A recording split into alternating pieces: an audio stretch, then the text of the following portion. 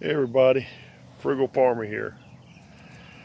I am still working on cleaning up after Florence. We had Michael, but really Michael didn't do anything. It was rain and some winds, and I put some old feed bags back into this tree to try and burn it, at least where the root ball will drop, and I don't have to worry about filling up this hole, but I'll throw some more stuff in there, and I got a little chinaberry tree I need to cut up and throw in here too. And there's really not any wood or anything I can get out of this area to speak of, but I am going to make some stuff out of the other part of the tree. And if I can just get it to fall, and I'll get a backhoe in here and get it smoothed out at some point. I just got so much to do.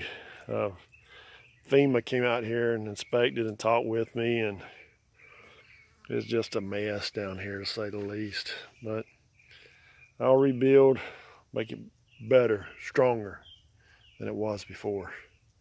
Isn't that what you say on the $6 Million Man? And we'll get it right.